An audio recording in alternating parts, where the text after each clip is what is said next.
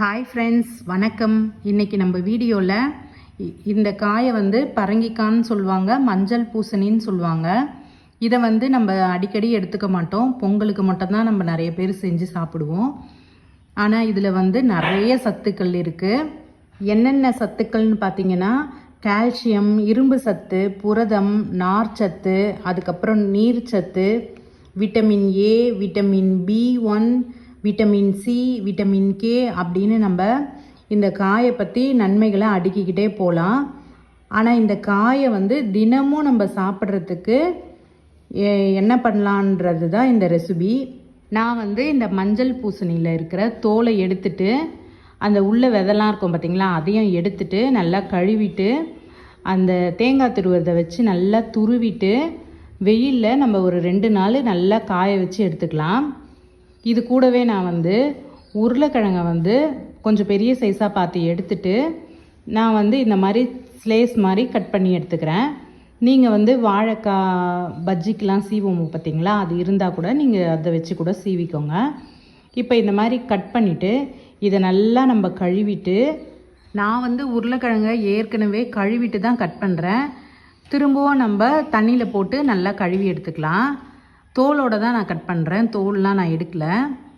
நம்ம இந்த வெயில் காலத்துலேயே நம்மளுக்கு தேவையான வடகம், அப்புறம் இந்த மாதிரி உருளைக்கிழங்கு சிப்ஸு, அப்புறம் வத்தல், அதெல்லாம் நம்ம மோர் மிளகா இதெல்லாம் போட்டு நம்ம ரெடி பண்ணி வச்சுக்கிட்டோன்னா நம்மளுக்கு 1 வருஷத்துக்கு ரொம்பவே யூஸ்ஃபுல்லாக இருக்கும்.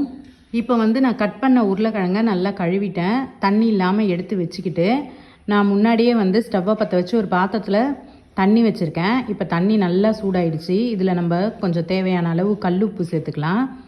அதுக்கப்புறம் கல்லுப்பு கரைஞ்சதும் நம்ம இந்த உருளைக்கிழங்கை இந்த தண்ணியில் போட்டுடலாம். போட்டுட்டு நம்ம ரொம்ப நேரம் விடக்கூடாது, வேகக்கூடாது. போட்டுட்டு 1 நிமிஷத்துக்கு நல்லா கலந்து கொடுத்துட்டு உடனே நம்ம தண்ணி இல்லாமல் வெடிகட்டி எடுத்துக்கணும். 1 நிமிஷம் விட்டால் போதும். தண்ணி இல்லாமல் வெடிகட்டி எடுத்து நம்ம காட்டன் துணியில் இல்லைன்னா இந்த மாதிரி ஒரு தட்டில் தனித்தனியாக ஒட்டாமல் வச்சு அதையும் வெயிலில் நல்லா நம்ம காய வச்சு எடுத்துக்கலாம்.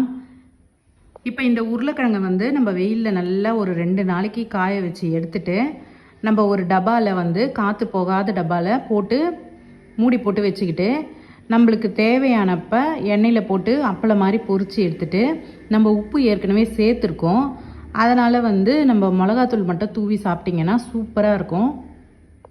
அடிக்கிற வெயிலுக்கு நம்ம ஒரு 2 நாள் வச்சாலே நல்லா காஞ்சிரும். இப்போ நான் ஒரு 2 நாள் நல்லா இந்த உருளைக்கிழங்கையும் காய வச்சு எடுத்துக்கிட்டேன், இந்த மஞ்சள் பூசணியும் நல்லா காய வச்சு எடுத்துக்கிட்டேன். இப்போ இது 2மே நல்லா காஞ்சிடுச்சு. இப்போ இந்த மஞ்சள் பூசணிக்காய் நல்லா காஞ்சதுக்கப்புறம் நம்ம மிக்ஸி ஜாரில் சேர்த்து நல்லா பொடி பண்ணிவிட்டு, நம்ம இதை எப்படி யூஸ் பண்ணலான்னு பார்த்தீங்கன்னா, நல்லா நீங்கள் டெய்லியுமே பாலை நல்லா கொதிக்க வச்சுட்டு, பாலில் 1 ஸ்பூன் இந்த மஞ்சள் பூசணி பொடியை போட்டு சர்க்கரை போட்டு நல்லா மிக்ஸ் பண்ணிவிட்டு நீங்கள் குடிச்சிட்டு வந்தீங்கன்னா அவ்வளோ நல்லது உடம்புக்கு. இது மட்டும் இல்லாமல் நீங்கள் இட்லி, தோசை அந்த மாதிரி செய்யும்போது மாவுலேயும் நீங்கள் ஒரு 2 ஸ்பூன் அளவு சேர்த்து நல்லா மிக்ஸ் பண்ணிவிட்டு நீங்கள் தோசை சுட்டு சாப்பிட்லாம், இட்லி செஞ்சு சாப்பிட்லாம். இந்த மஞ்சள் பூசணி நம்ம இந்த பாலில் மிக்ஸ் பண்ணி குடித்தாலும் சரி, நீங்கள் இட்லி தோசையில் போட்டு செஞ்சு டிஃபனாக செஞ்சு சாப்பிட்டாலும் சரி, இந்த மஞ்சள் பூசணி பொடி போடுறது தெரியவே தெரியாது. எந்த ஒரு வாசனையோ எதுவுமே இருக்காது, நல்லா தான் இருக்கும். இது பெரியவங்கள்லேருந்து சின்னவங்க வரைக்கும் சாப்பிட்லாம், அவ்வளோ நல்லது உடம்புக்கு.